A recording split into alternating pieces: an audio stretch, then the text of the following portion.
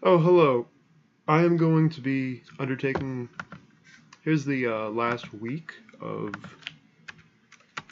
the my blog, and I thought I'd do a little treat for you guys and implement a little bit of deep learning, and we're going to use a little cool thing called a neural network to get better performance out of the test data. We're trying to get a little better than last time. We got 10.8% error.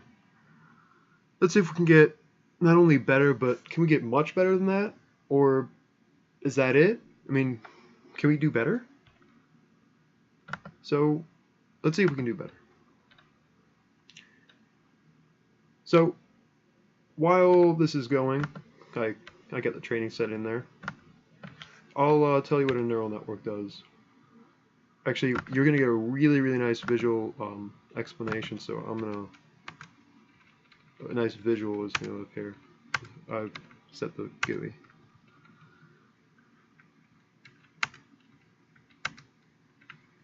Test data. And yeah, so that's going to give me my GUI. And here you see, so this is a neural network, basically. We've got our input, and each of these connections is a weight. And as you can see, there's one hidden layer, and then this is our output. Fraud and no fraud. We are really concerned with this anomaly known as fraud, because it occurs less than 1% of the time, and we know that fraud is bad. I mean, at least for companies and whatnot, it's very costly. So that's why it's a real imperative that we get it right. And to help us get it right, we're going to how this neural network is going to work. It's going to take the data, go forward, feed forward. This is known as a feed forward neural network. It's going to feed forward, create an output, then go back in a process known as back propagation,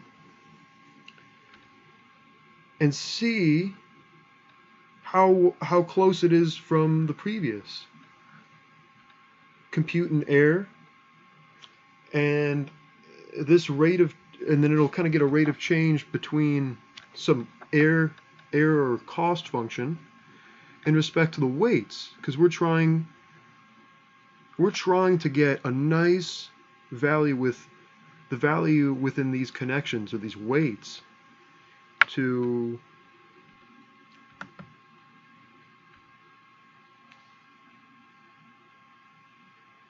allow it to generalize properly.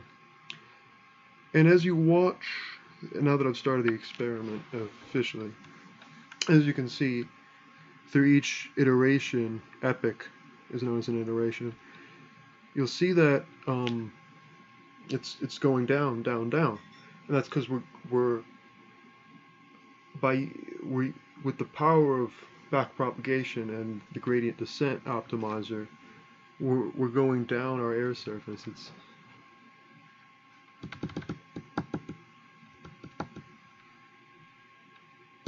So this should go down, down, down, down, down. It's a nice visual representation.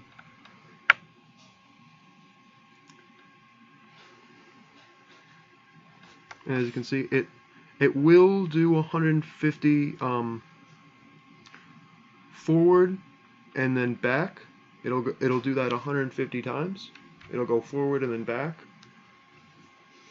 That's a parameter for back propagation, and then this learning rate is really just how much do we want to go down and reach this. It's like a bowl we're trying to get to the bottom of, and that's really what it is. It's because that to the bottom is where there's like zero error. Once we get to the bottom of it, but we probably will not get to the very, very bottom. We're going to get very, very, very, very close, which is going to give us potentially a good answer. We'll see. And you'll see another parameter here, momentum. which is going to, like I mentioned previously, we have a rate of change happening, computed when our after we're done feed forwarding, we feed backwards into the into each node, and we produce a gradient.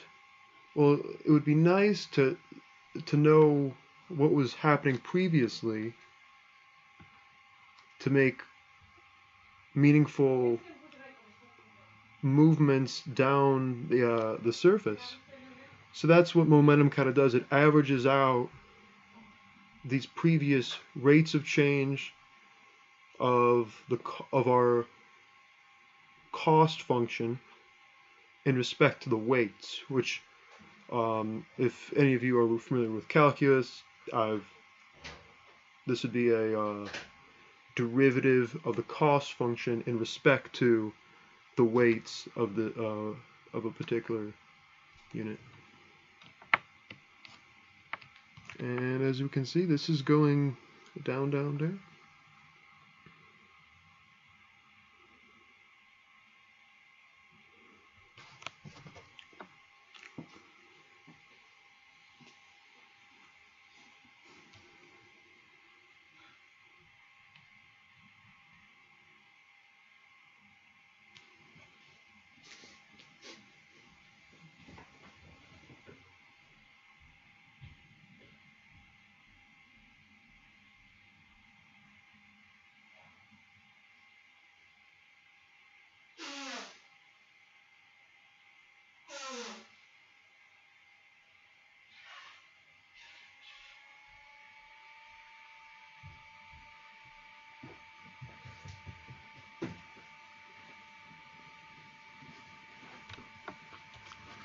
So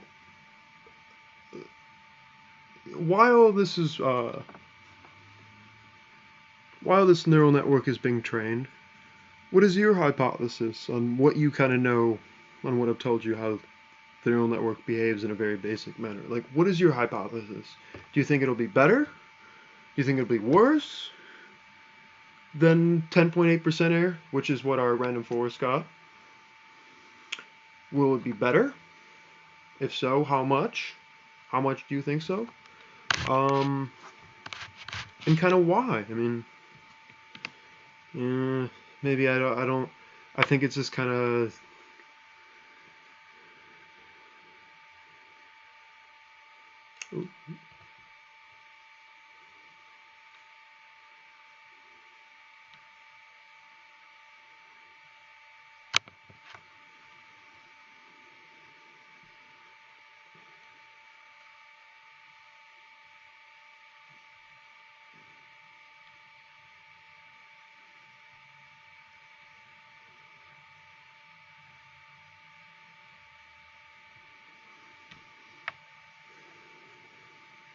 And our error continues to fall thanks to remember. Yeah.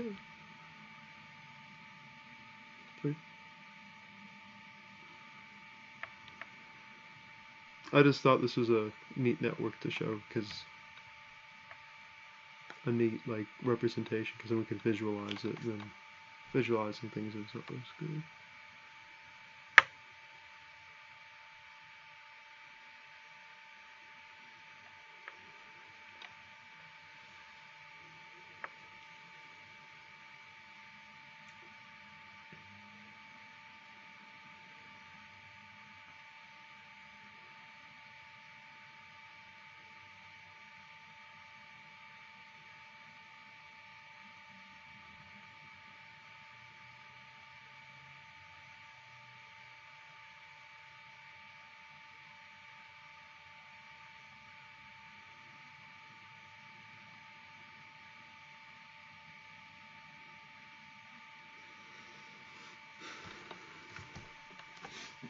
But how long?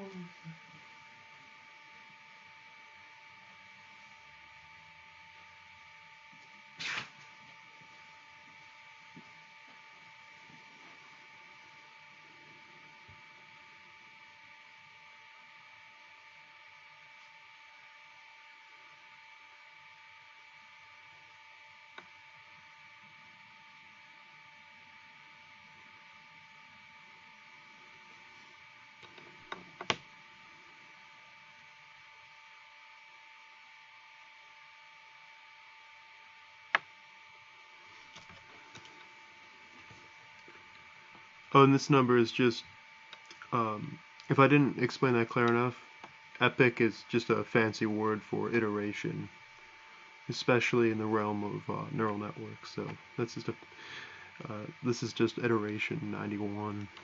I think we're going to stop this short at 100 epics, 100 iterations. This is just a rate for each epic, so it's been going down progressively, so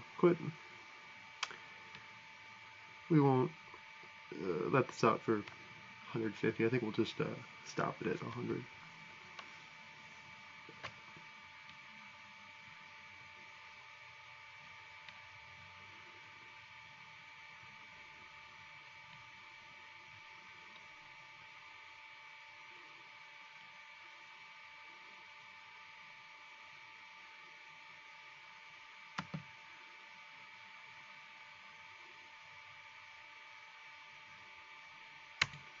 Okay, please choose a validation file.